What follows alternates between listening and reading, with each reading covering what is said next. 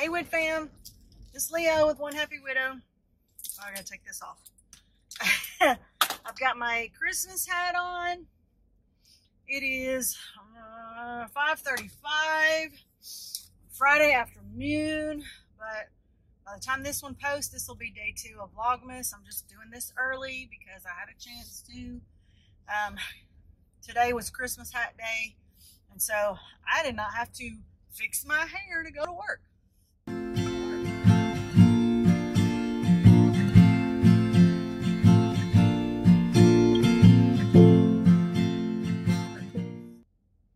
I'm done for the day. I'm done for the day. I'm done for the week. I'm heading home.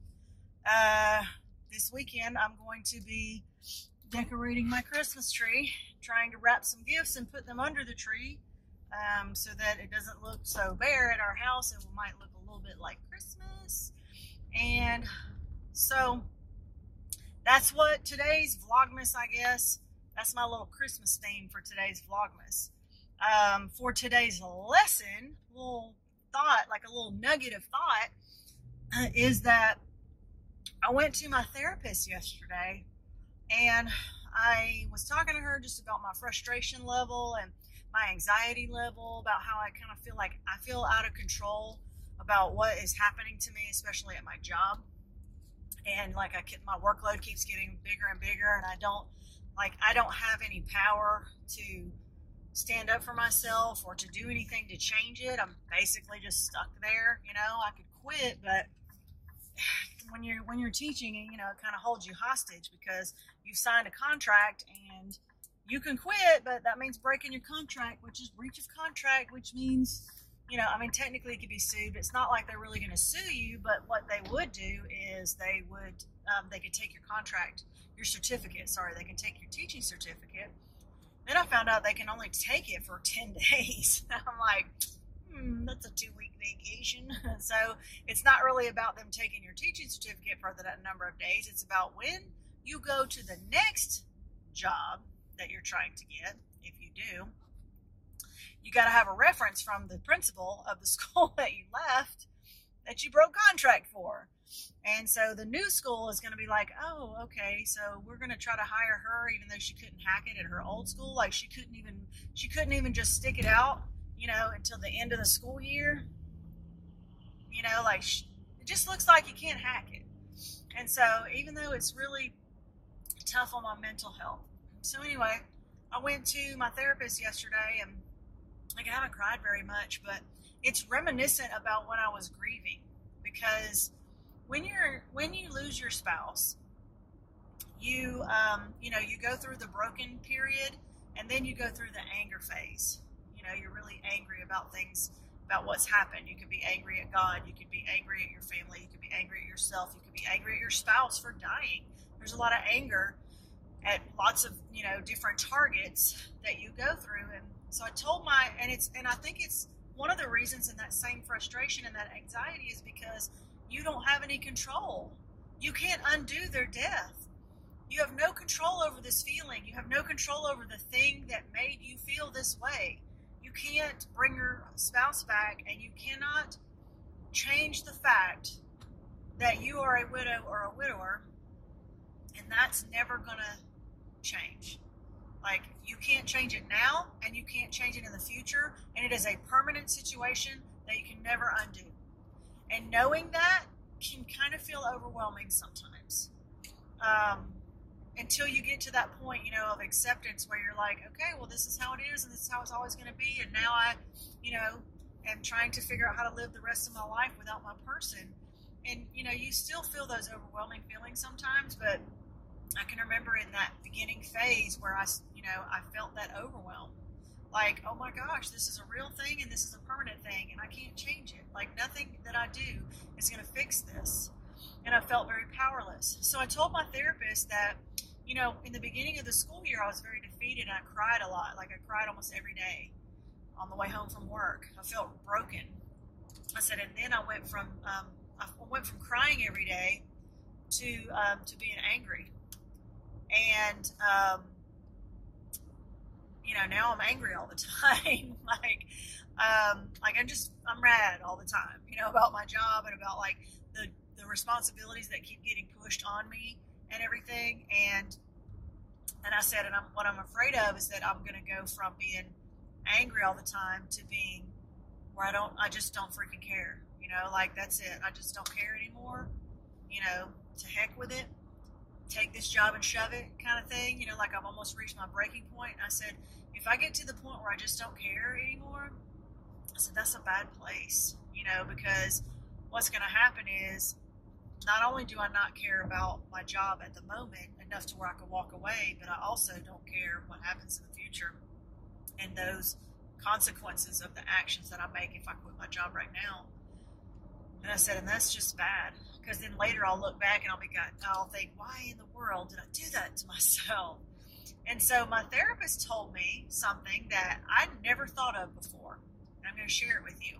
She said, you know, that broken, hurt feeling that you felt that made you cry all the time, and this angry feeling that you're feeling right now, she said, those emotions come from the same place. And she said, but you know why you're feeling like you are now? She said, because it feels better to be angry about it than it does to feel broken about it. And I was like, wow. I never thought of it that way. You know, like, I never, you know, sometimes when you just hear somebody say things in a certain way, it's like it breaks your brain, you know, like it blows your brain up. When she said that, I was like, she is so right. Like, I feel mad all the time because it gives me strength and power. And sometimes I feel like I'm fueled on the frustration and those angry feelings, because the angry feelings and the being mad all the time, you know, kind of gives me energy. It gives me motivation to be like, I'm going in there and I'm going to do this. You know, like, when I was feeling broken and sad and crying all the time, I felt helpless. I felt weak. You know, I felt broken. And I felt taken advantage of. You know, I felt like a victim. And when you get mad, you don't really feel as much like a victim, or at least you feel like you can fight back, or you're trying to fight back or something. And so I think it's that adrenaline, you know, it's that it kind of drives you, and the anger becomes your motivation, you know, like, I'm not going to let them beat me, and I'm going to do this, and they're not going to mess with me anymore. They're messing with the wrong girl or whatever. You start plotting revenge on things, you know, like, oh, that's fine. You want to do such and such? Okay, well, watch this. And so it does kind of make you feel like justified sometimes. And it makes you feel powerful. It makes you feel like, yeah, you try to stand up to me and I'll fight back. But it's not really that way. It's just kind of, it makes me feel a little better. It makes me feel that way a little bit. But I also realize, I don't know if how shaky this is. I also realize that it's making me emotional, and it's making me probably make some decisions that I probably shouldn't make. And I'm not talking about, like, you know, things that are going to get me fired or arrested or, you know, what. I'm not talking about those kind of like really bad things, but it is making me, like, you know, it used to be where if a student was really belligerent and, you know, just defiant, no, I'm not going to do that, and call me some names and stuff, I'd be like, you know what, I'm not going to fight with a child. I'm not going to, okay, whatever. Now I'm like, oh, you want to go there? Okay, well, how about I just call your parents? Well, how about I just, you know, like, I'm trying to pull rank with these students, and I'm like, if the student cared about my rank, they would not have tried me to begin with, honestly. These kids are not scared of my position, you know, or my power that I have over them, which is really just a farce. But, like, they're not, they are not afraid to go there with me. And a student can go so much farther than I can. And so I found myself starting to get petty with them, you know, like arguing with them about stupid stuff just because I want to get my way. And I'm like, wow, I'm just acting a little juvenile here sometimes. And then later on, I think over the conversation, I'm like, wow, that was dumb. You know, I'm just embarrassed. You know, like those kids they saw a student get to me, you know, and like push my buttons and push me over the edge. And when that happens one time, it almost becomes like to some other students, okay, let's see if we can do that again, because that was entertaining. And so now it's like, okay, I feel like that challenges some other students to try to, see if they can push my buttons as well. And I don't want to do that because it makes my blood pressure go up and it makes like the heat come off of my neck and all those things. So basically I'm trying to say I'm at this point now where I'm sort of like fueled by my anger. And my therapist told me why. Because it feels better to be angry about your situation than to be broken and sad about your situation. And I guess that's an okay phase to be in, but now I'm recognizing it, and I'm also recognizing that it's not doing me any good. It's not good for me. It's not making my situation better. As a matter of fact, it's making me more ineffective as a teacher, and it's making me, I don't like feeling mad all the time, because then I still feel frustrated. I feel frustrated like I can't control the situation, and I don't know even who to be mad at. I can't be mad at myself. Sometimes I'm mad at myself because I'm like, why did I even take this job? I'm mad. Sometimes I'm mad at my kid because the reason why I had to leave my old job was because of some stupid stuff that she did, and it's not that I don't want to get into all those details, but sometimes I'm mad at my husband for dying because, now I'm put in this position where I have to try to raise my kids, and and their dad's not around, and a lot of the reasons why they're all emotionally scarred and acting out and doing these dumb things is because their dad died. He didn't die on purpose, but I'm just trying to make a parallel between grieving and my teaching situation, and show that when we're stressed, when we're sad, when we're hurting, when we're struggling, that all of those emotions can come out in different ways at different times. And so the reason why we feel angry sometimes is because it feels better to be angry about it than it does to feel broken about it. And so it's okay to be there for a while, but when you're getting to the point like I'm getting, it's time to figure out how to let some things go and to approach this situation in a different way.